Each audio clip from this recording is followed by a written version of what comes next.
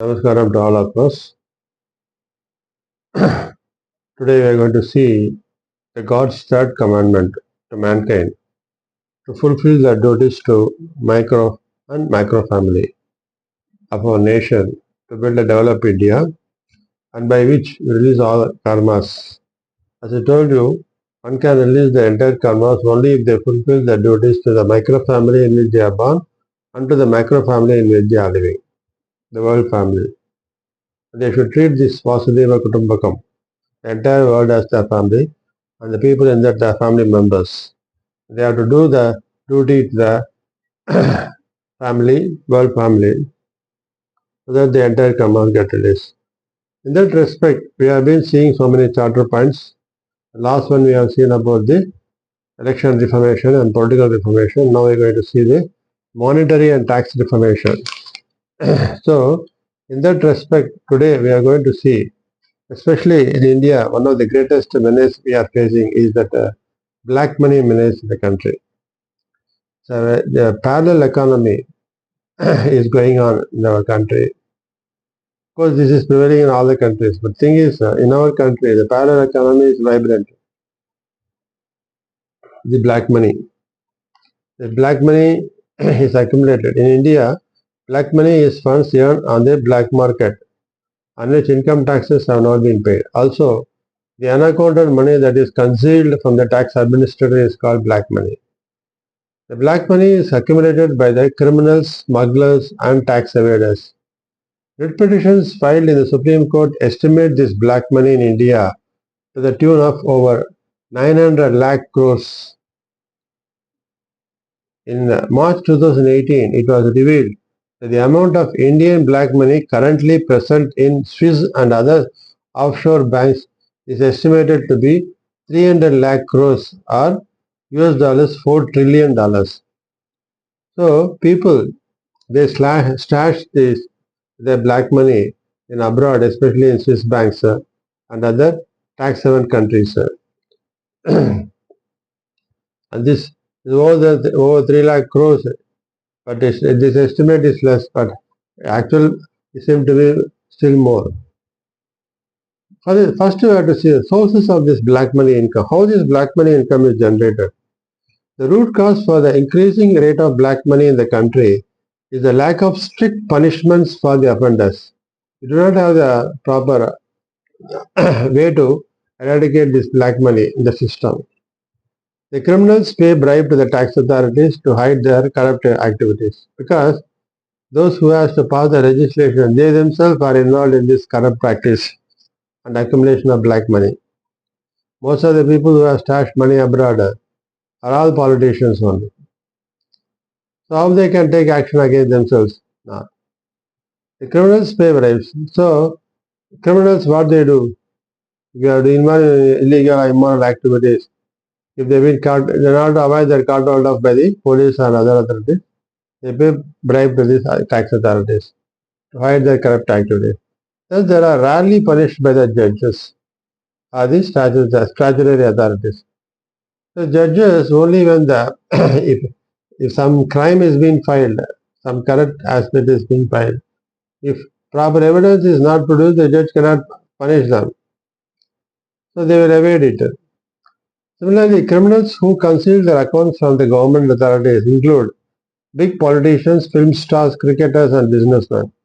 Some Indian corporations practice transfer pricing, mispricing, because this is transfer mispricing by under-invoicing their exports and over-invoicing their imports from tax haven countries such as Singapore, UAE, and Hong Kong. So, over-invoicing means by which you are stashing the money abroad. Under-invoicing is because you have to get the money. When you do under-invoicing, to that extent the money is stashed abroad. So this is a form of money laundering. Thus, the promoters of the public limited companies who hold rarely more than 10% of share capital earn black money abroad at the cost of majority shareholders and tax income to the Indian government. So they cheat the majority shareholders and also the government. So by the year 2008, the cumulative illicit financial outflows from the country touched $452 billion. Political organizations, corrupt politicians, and government officials take bribes from foreign companies, then park or invest the money abroad in tax havens for transferring to India when needed. So politicians, in case of big contracts, suppose the foreign company want to establish a factory here, they start a wholly owned subsidiary, for which the government supposed by giving them subsidies, giving them land and all. For this MOU they entered, at the time they pay big money to these politicians and the political parties. These monies are being stashed abroad itself. They are not brought to India because RBI regulations are all attractive. It's stashed abroad itself. Or they invest money abroad in tax havens. Well, if they had a show, the tax haven countries, this money will be kept by these politicians. And whenever they want, they transfer from these tax haven countries. When, especially the politicians, they bring the money back during the time of election. In addition, locally earned bribes, funds and collections are often routed abroad through Hawala channels in order to evade Indian tax authorities and consequent legal implications. So, whatever foreign funds is stashed abroad, whatever bribes they are taken from Indian in India, like government officials taking bribe, or the politicians taking bribe for the local business people, or whatever. These are all as are often routed abroad. They have been routed abroad through Hawala channels. They pay here, but it will be like this cash or in any other form, Hawala transactions. The money will be given here to the person, and corresponding dollars will be credited in the Swiss bank in order to avoid tax authorities and consequent legal implications. The Vodafone Hutchison tax case, a foreign multinational company also evaded tax payments in India, 4,000 crores they said, by making transactions with shell companies registered in tax haven countries. The unlawfully acquired money kept abroad is routed back to India by the round-tripping process. So these people who have stashed this money abroad, they bring it back to India, the black money as a white money, through the round-tripping process. How? The round-tripping process involves getting the money out of one country, sending it to the place like Mauritius, the tax haven countries, and then dressed up to look like foreign capital, sending it back home to earn non-favorable profits.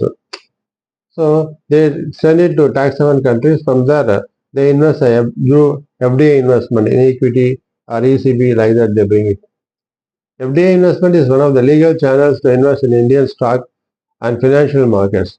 As per data released by the Department of Industrial Policy and Promotion, two of the topmost sources of cumulative inflows from April 2000 to March 2011 are Mauritius 41.8% and Singapore 9.1%. That is $11.895 billion they come. It is not plausible that the small economies of Malaysia and Singapore are the true origins of such huge investments. It is apparent that the investments are being routed through these jurisdictions in order to conceal from revenue authorities the identities of such tax evaders. In many cases, they are Indian residents who have invested in their own companies. Investment in the Indian stock market through participatory notes or overseas derivative instruments is another way in which black money generated by Indians is reinvested in India. These participatory notes and overseas derivative instruments, these are introduced by the Indian stock market through which these people, Indians who have stashed money abroad, black money abroad, they bring it back as investment in Indian companies as a white money. The investor in participatory notes does not hold the Indian securities in his or her name. These are legally held by FIIs but derive economic benefits from fluctuations in prices of the Indian securities as also dividend and capital gains through specifically designed contracts. So this money, the portfolio investment, they have been invested through FIS. So we do not know who are the basic identity of the individuals. The foreign funds received by charitable organizations, non-government organizations, NGOs, and other associations need not disclose the Indian beneficiary. So many NGOs, uh, tax benefit charitable organizations, they get money from abroad. So they get higher, they disclose higher amount, whereas they get a small amount. Difference amount has been slack. The black money has been converted to white money like that. They are making. Gold imports through official channels and smuggling is a major conduit to bring back the black money from abroad and convert it into local black money, as the gold commands high demand among the urban and rural investors particularly. Also, fictitious high-value round-trip transactions via tax haven countries by diamonds and precious stones, exporters and importers, is a channel for and to and fro transactions outside the country. Also, fictitious software exports can be booked by software companies to bring back money into India, as tax exemptions are permitted to software companies. Unlike in earlier decades, the interest rates offered abroad in US currency is negligible, and there is no capital appreciation if the money is parked abroad by the Indians. So, Indians are routing their foreign funds back to India, as their capital appreciation in Indian capital market is far more attractive. Thus, a parallel economy is operating in the country through this black money held by politicians, business people, smugglers, drug traffickers, government officials. This black money is held by very few percentage of Indian population, but they hold the majority percentage of the money in their hands as black money in India and abroad. Now we will see how to eradicate this black money from the country.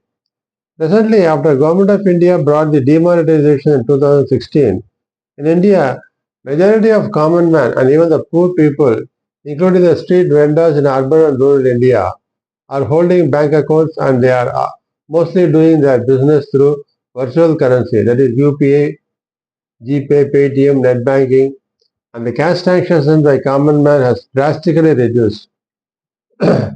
So in every place, even a small street vendor who is selling the fruits, who is selling the samosa for 5 rupees, 10 rupees, they also use this virtual currencies. So only the big businessmen, smugglers, corrupt politicians, and government servants who are involved in the Savala transactions, who have whole black money so much, they deal in cash transactions. Hence, the best way to eradicate black money from the country is, without affecting the common man in any way, is that government should pass legislative orders to ban all denomination of physical currency, cash currency, and implement complete virtual currency. So they all denomination, 5 rupees, 1 rupees, 5 rupees coins, or 10 rupees coins, 20 rupees coins, all kinds, and also this 20, 10 rupees, 20 rupees, 100 rupees, 500 rupees, 1000 rupees, all currencies. Now 1000 rupees is another, 500 is that. All currencies should be banned. So they should completely ban all the physical cash currency, and you bring in only virtual currency, which is already prevalent in India to the extent of more than 70-75% of the now all the transactions are done through virtual currency. The government should give short duration for all those people who have unaccounted black money in India and abroad to disclose their entire black money to the tax department. Government should announce an amnesty scheme for those who have evaded income tax, GST, custom duty, etc., to disclose their unaccounted transactions and levy a one-time tax of up to 25 to 30% of the income disclosed. Those who disclose within the amnesty period can convert their black money into white. Those who have not disclosed after this deadline will lose their money, as government has to announce cancellation of all denomination of currency thereafter.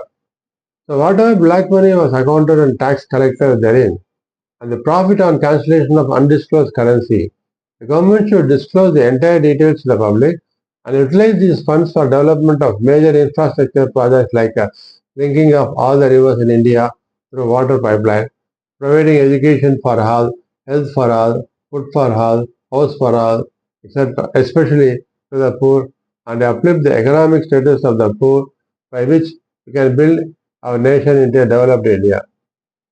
The other aspects of tax reformation to be implemented will be presented in the next video. Motto of this God's third commandment to mankind. Each human being is not physical body. They are Atma in this physical body, and this Atma is here to do our duties and release our karmas. It is only for this purpose it has come to this world. But this duty has to be done honestly, diligently, legally, morally, and ethically. Then only one can release their karmas entirely and attain moksha.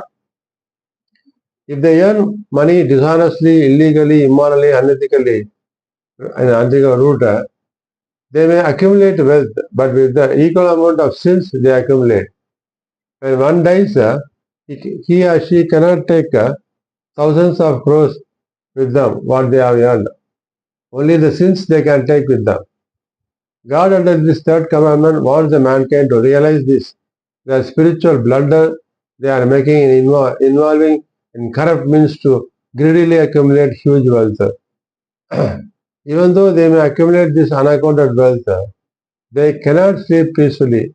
The result, they suffer due to multivarious chronic diseases and spend lakhs of and finally die out of disease. Thousands of crores they accumulated will not be of any use. God, under this third commandment, wants all people to do their duties honestly, legally, morally, ethically, so that they can release all their karmas and move in the path of Jivan Mukti.